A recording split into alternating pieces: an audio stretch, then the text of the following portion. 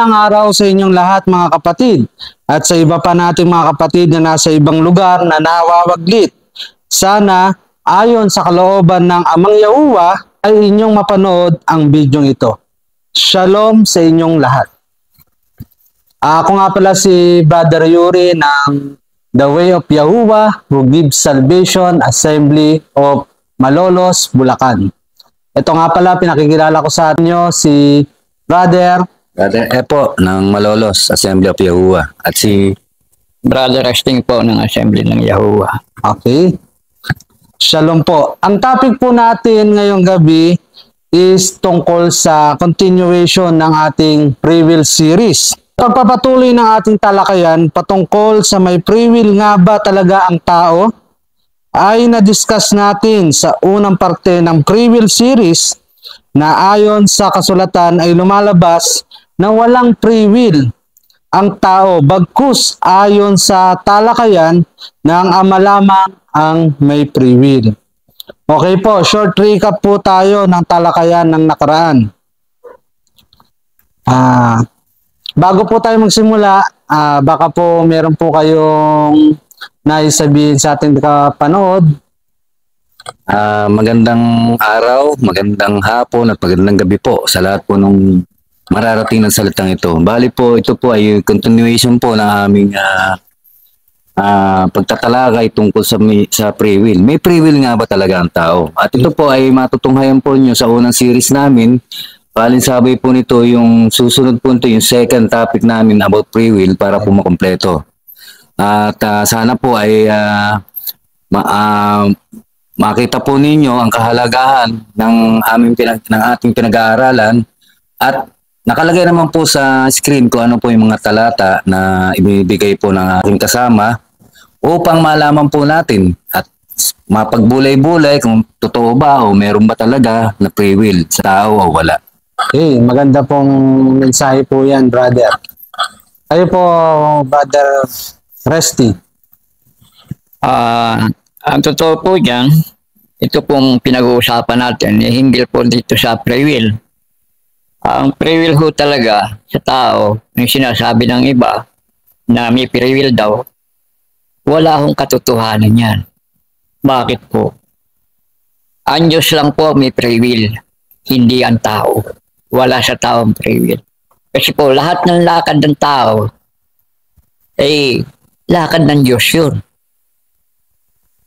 Hindi pa pwedeng yung lakad ng Diyos ay lakad ng tao. Magkaiba po yun. Kaya ang inano ko po dito, wala ho tayong free will talaga. Dahil lang magpapalayok lang po ang may karpa.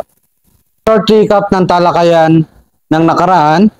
Ayon sa psychology on free will, ang free will ay kapasidad ng tao na makagawa o makapili ng desisyon ayon lang sa kanyang sarili na walang anumang impluwensya ng nasa paligid. Kaya kaya ng tao magdesisyon ayon lamang sa kanyang sarili na hindi naiimpluwensyahan ng kahit anong mga bagay na nasa paligid. Tingin niyo po, brother. Ang pananaw kasi ng ibang tao about free will, sila yung nagpapasya. Pero sa totoo lang, kaya ka nakapagpapasya dahil may mga bagay kang nakikita o influensyahan po yung tao sa mga bagay na nakikita niya sa paligid. Kaya naiisip niya, gawa ko to. Pero sa totoo lang, may mga panahon po na talagang gustong-gusto natin pero iba yung nagaganap sa buhay natin. Okay. Brother Nesting, baka may madaragdag ka. Tama naman po yung sinasabi ng ating kapatid na si Brother F. Sa totoo po niyan, yung mga bagay na nakikita natin, doon lang tayo nagkakaroon ng pag-iisip. Hindi pa pwedeng magmula yung pag-iisip sa tao. Sa Diyos nagmula yan. Kasi ang mga bagay na nakikita natin ay sa Kanya nagmula. Tama po, imposible na ang tao ay makapagdesisyon ng walang impluwensya ng anumang bagay. Dagdag pa rito, ang tao ay kumikilos o nagdidesisyon dahil may dahilan.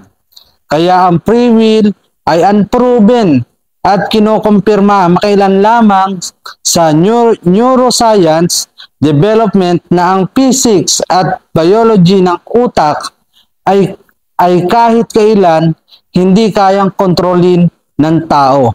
Kaya lumalabas na ang free will ay isang ilusyon. Maliwanag po kung ano ang free will.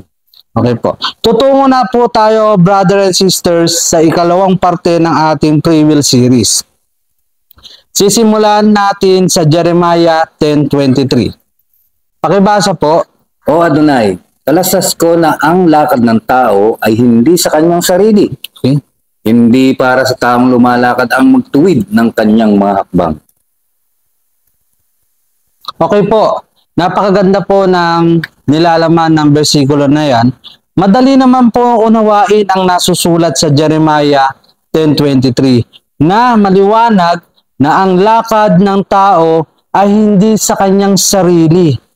Tayo bilang tao, hindi tayo ang magtutuwid ng ating mga hakbang, kundi ang ating Ama. Baka po may madadagdag kayo, brother. Ibig sabihin pala nito, kung talagang ano yun natin sa Jeremiah 10:23, talasas ko na ang lakad ng tao ay hindi sa kanyang sarili, sabi ng Adonai. Hindi para sa taong lumalakad ang magtuwid ng kanyang mga hakbang. Ibig sabihin, may mga tao na akala nila, ang hakbang nila ay ayon sa kanyang sarili. Pero sinasabi rito, hindi pala sa kanyang sarili.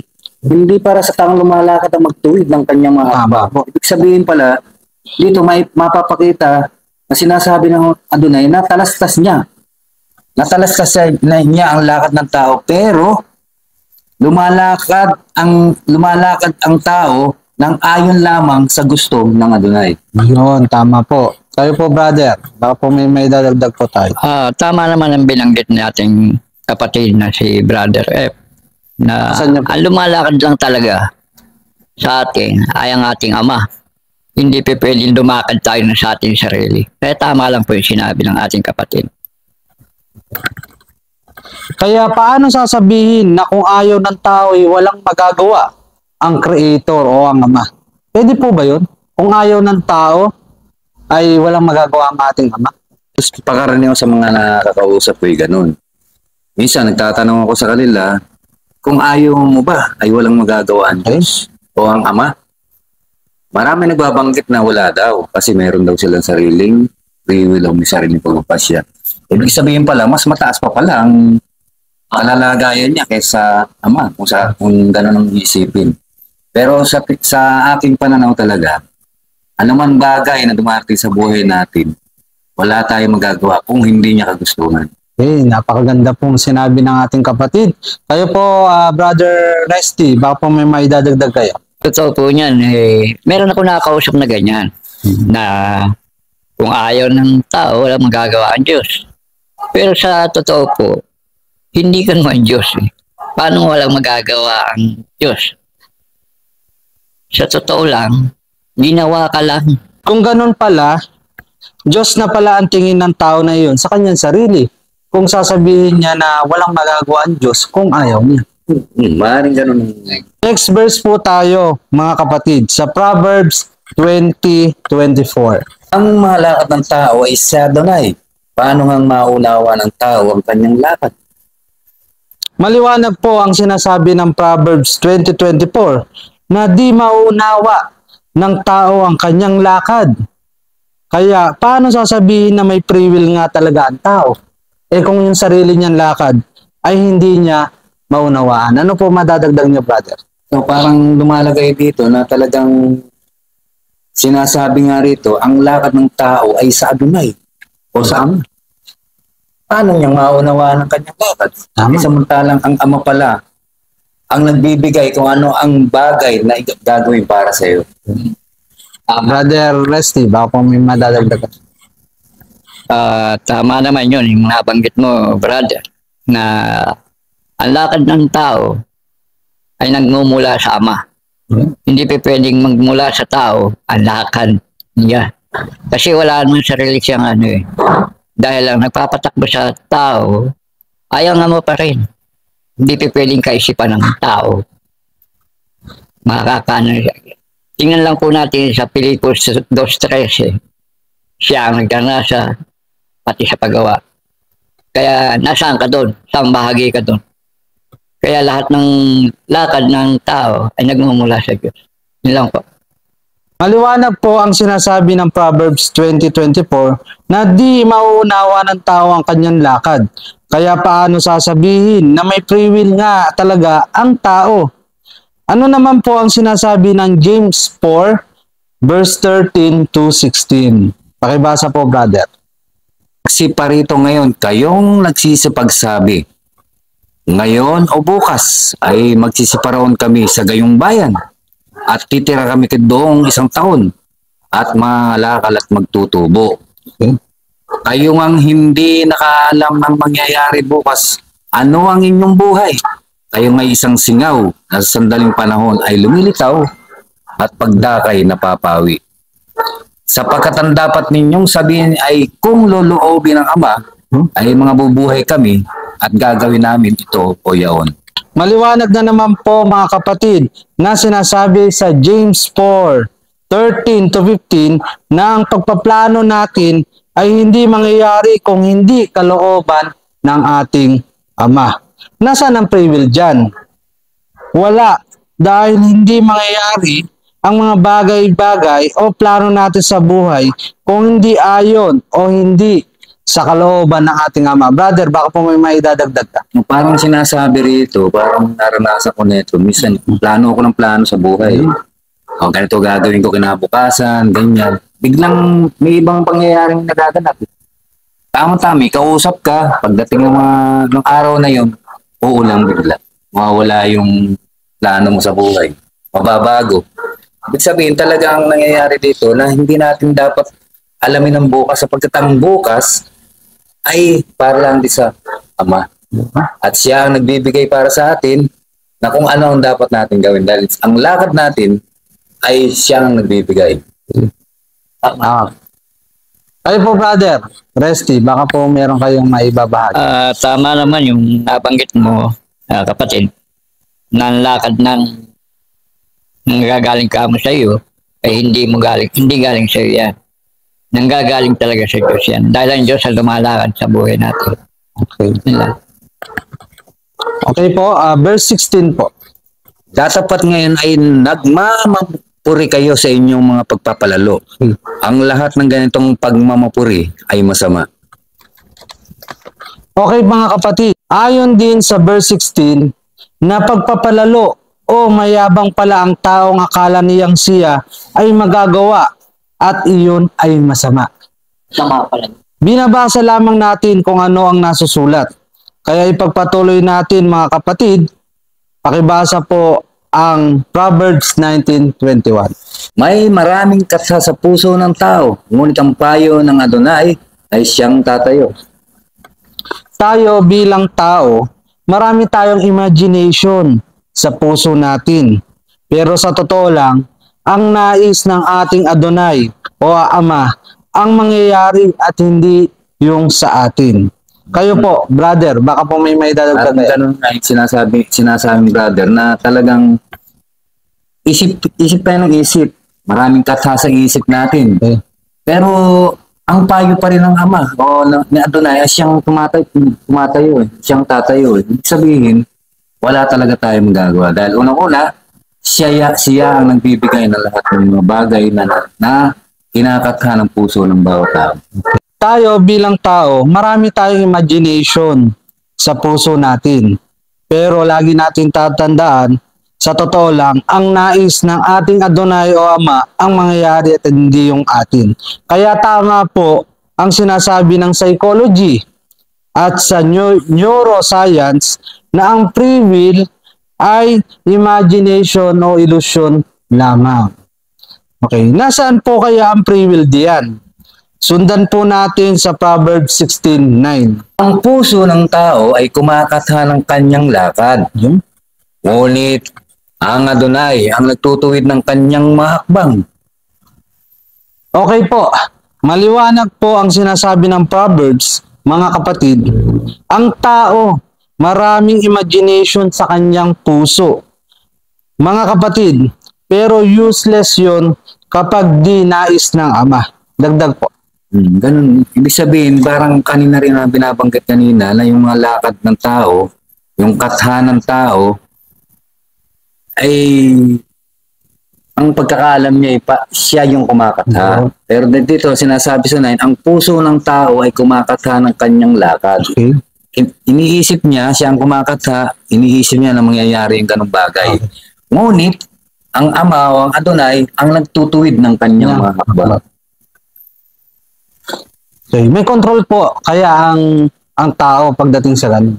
Isip lang tayo ng isip sa mga bagay. Kung ano nung bagay, imagination tayo ng imagination, imagine tayo ng imagine sa kung ano nung bagay. Yung gusto natin, tama, yung gusto natin mangyari, yung gusto natin gawin.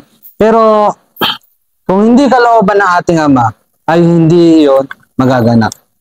Dagdag, brother. Tama po yung sinasabi mo. Kung hindi kalooban talaga, wala talagang wala talagang magagawa ang tao. Brother Resty, baka po may dadagdag po kayo. Tama naman yung binanggit niyo yung dalawa, mga kapatid.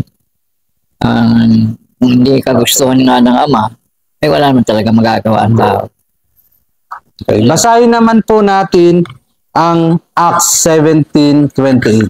Sapagkat sa kanya tayo nangabubuhay at nagsisikilos at mayroon tayong pagkatao na gaya naman ang sinabi ng ilan sa inyong sariling mga manunulat sapagkat tayo na may sa kanyang lahi. Okay po.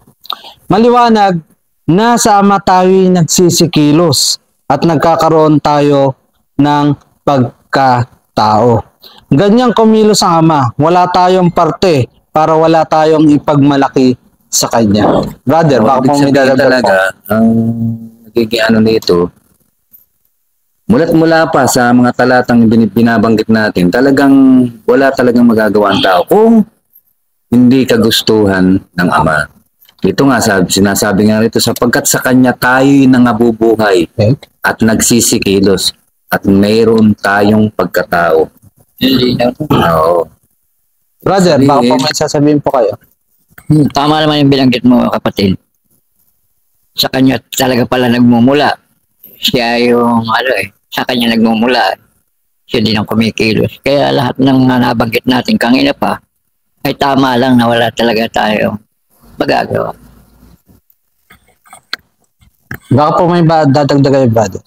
Sa ganong paraan kasi nakikita na mismong ang kilos, mismong ating pangunawa ay sa kanya pa rin ang gagaling sapagkat siya ang nagtutuwid ng hakbang. At siya ang naglalagay kung anong dapat natin gawin. At kung iisipin natin sa lahat ng mga manonood, na paano gagawin yan kung wala kang free will, paano Kaya nga po, binabasa po natin ang mga talata para malaman natin na ang ating kinikilos ay hindi ayon sa ating sarili, kundi ang Ama ang siyang kumikilos sa bawat isa. Sa panghuling bersikulo natin sa part 2 ng ating free will series, ay ito po, mga kapatid, sa Proverbs 27 verse 1. Huwag mong ipaghambog ang kinabukasan sapagkat hindi mo nalalaman kung ano ang ilalabas ng ibang araw. Kaya po, mga kapatid, na laging sinasabi ng kasulatan na tayo bilang tao ay huwag maging hambog, lalo na kung tayo ay nagpaplano, dahil maliwanag sa mga binasa natin bersikulo na nasusulat na tayo ay walang free will. Dahil kung ano ang kalooban ng Ama ay yun ang dapat masunod at hindi ang ating sariling kalooban. Hambog ang taong nagmamalaki na kapag ayaw ng taong iyon ay walang magagawa. Isa palang hambog na tao, yung mga nagmamalaki, nagpapalalo. Kayo po, brother, may dadagdag po kayo. Kasi parang ganito dito sa Kawikaan 27 verse 1, huwag mong ipaghambog ang kinabukasan. May mga bagay kasi na na iniisip mo sa sarili mo na yung gagawin mo, kinabukasan ay kayang-kaya mong gawin. Walang balakid, walang mangyayari. Pero pagdating doon sa panahon na yun, may nababago Nababago.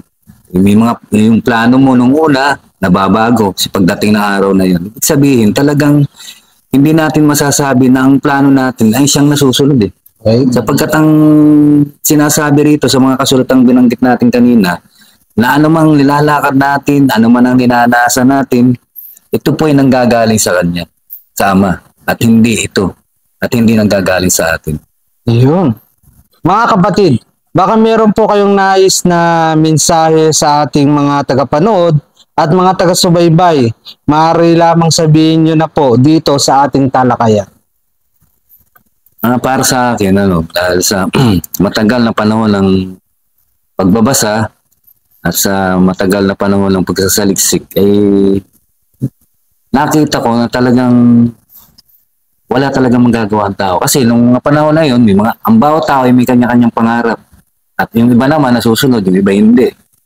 Minsan may sinasabing, ganito ang gagawin ko kinabukasan. Pero pagdating ng panahon na yun, kinabukasan, iba ang nangyayari.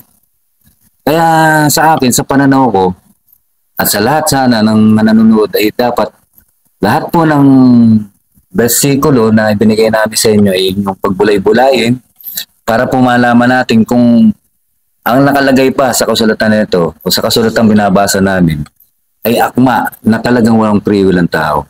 Okay po, mga tagapanood namin, taga-subaybay, yun nga po, pagdating sa usapin pong free will, na-experience ko rin po yan. Marami po akong plano sa aking buhay, marami akong gustong mangyari sa aking buhay.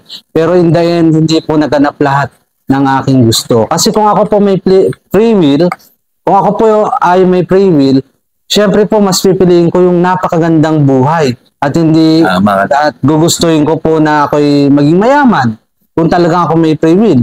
At lahat ng bagay na gustuhin ko ay mangyayari. Unang-una na po dyan, ayokong magkaroon ng karamdaman.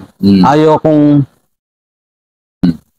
totohanan tayo, kung talaga tayo may free will, lahat ng yun, sasabihin lang natin ay magagawa na natin kung tayo ay may free will. Kaya nga po mga kapatid, dito sa aming dinidiscuss about sa free will, pinakikita lang po ng ating Ama na tayo bilang mga putik, bilang tao, ay wala tayong magagawa kung hindi ayon sa kanyang kalooban o kagustuhan. Ngayon po mga kapatid, dito na po nagtatapos ang aming part 2 ng free will series natin at susunod po yung part 3. At marami pa po tayong mga tatalakayin o pag-uusapang bersikulo na nagpapatunay na tayo bilang tao ay wala po talagang magagawa kung hindi ayon sa kalooban ng ating Ama. Kaya dito na po nagwawakas ang ating talakayan sa araw na ito. Kaya po muling nagpapasalamat kami sa iyo, aming Amang Yahuwah, sa kaalaman na iyo pong pinagkaloob sa amin na ikaw po bilang aming Ama ay tanging kalooban mo lamang po ang masusunod dahil kami po bilang putik ay walang free will. Maraming salamat po sa lahat na maganda o masama nangyayari sa amin kung iyon po ang iyong kalooban, Amang Yahuwah, ay siya nawang mangyari. Hallelujah. Shalom. Shalom po.